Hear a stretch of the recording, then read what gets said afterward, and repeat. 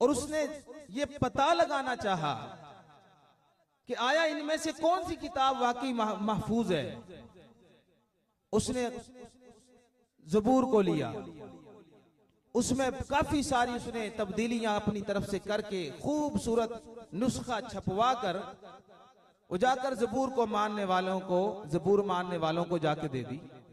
भाई ये मेरी तरफ से तोहफा है, मेरा दिल करता है आप इसको पढ़ें।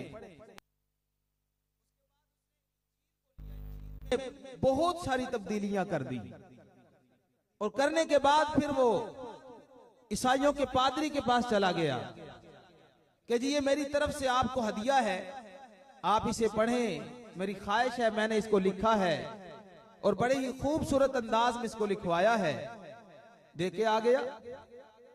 इसी तरह तौरात को उसने काफी सारी तब्दीलियां की और तौरात मानने वालों को वो किताब देकर आ गया। बारी आती है कुरान मजीद की, कह दो सुभान अल्लाह।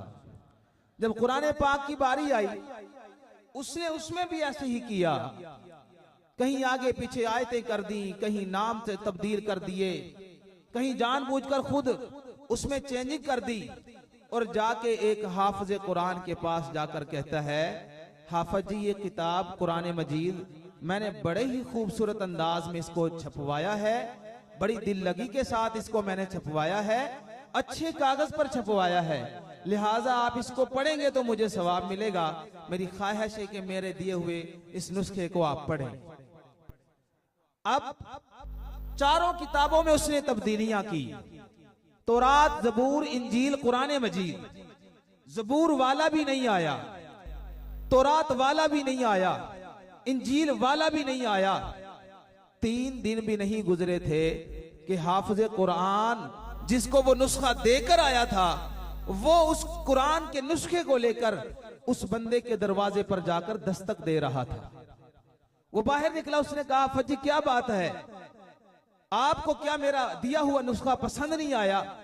उसने कहा नुस्खा तो बड़ा अच्छा है, कागज भी दीदा है और बहुत उम्दा तरीके से इसको छापा है, लेकिन जनाब मेरी जरा बात सुनिए, ये मैंने निशान लगाए हैं, जहां जहां यहां इसके अंदर गलतियां थी, जहां जहां अल्फाज जेर जबर पेश की गलती थी, वो सारे मैंने निशान लगा दिए हैं, इनको पहले सही करो, उसके बाद मेरे हवाले करना। अल्लाह ताला ने किताबी शक्ल वाले कुरान को भी महफूज रखा है।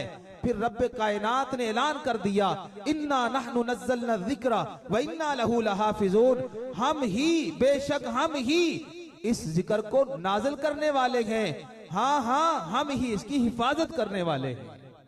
छोटे छोटे मासूम बच्चे, एक दौर था जब कुरान मजीद को मिटाने के लिए अंग्रेज सामरियों ने कोशिश की कि दुनिया से कुरान मिट जाए, और वो दौर था कि इल्मे नबुव्वत को, कुरान को, दीन को मिटाने के लिए, किताबी शक्ल वाले कुरान को मिटाने के लिए उन्होंने उस वक्त इतने किताबों को जाया करवाया, कुरान के नुस्खों को जाया करवाया कि दरिया के अंदर पुल बन गया किताबों का। पुल ऐसे ही नहीं बन जाता, लाखों के हिसाब से जब किताबें दरिया की नजर हुई होंगी तब जाकर वो पुल बना होगा। और देखने वालों ने गवाही देकर कहा कि उस वक्त दरिया का जो पानी था उसका पानी स्याही में तब्दील हो गया।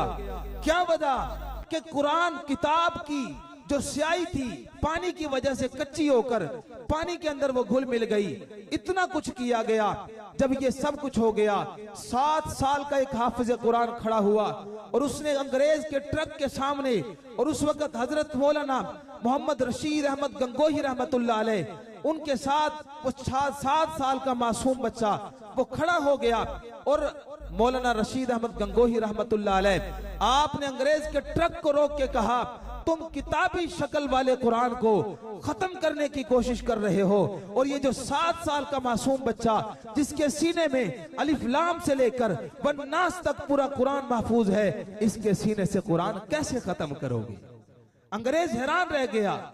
तो भाइयों, अल्लाह ने इसका नाम कुरान भी रखा, किताब भी रखा, किताबी शक्ल में भी महफूज है। कुरानी शक्ल में भी महफूज है, किताबी शक्ल में कागजों के अंदर महफूज है, और कुरानी शक्ल में ये सीनों के खजीनों में महफूज है।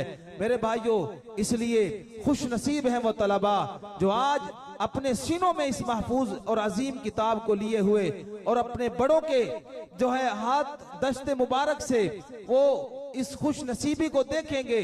और कल क़यामत का दिन होगा जब रब्बे कायनात ऐलान करेंगे, कहाँ है हाफिज कुरान, कहाँ है वो लोग जिन्होंने अपने बच्चों को, हालात मुश्किल से मुश्किल आ गए, अपने बच्चों को कुरान मजीद से हटाया नहीं, हौसला देकर पढ़ाते रहे।